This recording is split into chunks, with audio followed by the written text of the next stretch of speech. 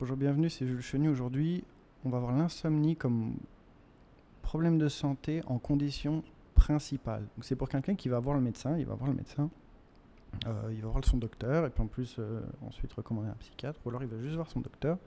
Et le docteur, lui, sa perspective, quand vous venez le voir, il faut bien comprendre qu'il va essayer de traiter l'insomnie comme le symptôme d'une autre maladie.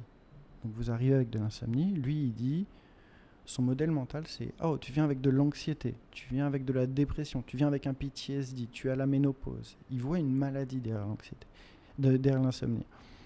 Et du coup lui, par exemple quand tu viens, il se dit pas ah je dois traiter l'insomnie. Lui ce qu'il se dit c'est je dois traiter l'anxiété ou la dépression.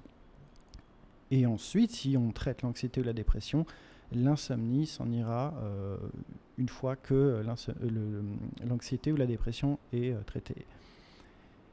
Et c'est vrai, l'anxiété et la dépression, par exemple, vont déclencher de l'insomnie. Mais ce qui est très important à comprendre pour le patient, pour toi qui m'écoutes, c'est que l'insomnie doit être traitée séparément, comme maladie principale.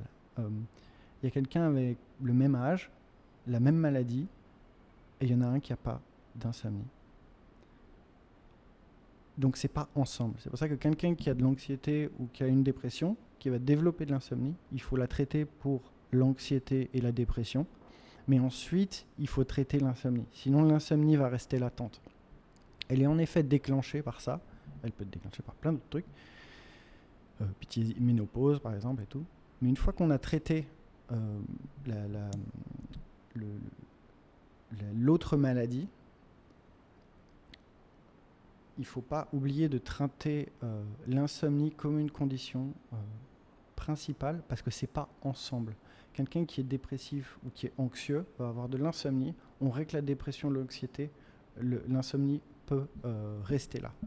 Et l'insomnie, elle peut partir aussi. C'est pour ça qu'on a des gens qui vont avoir la même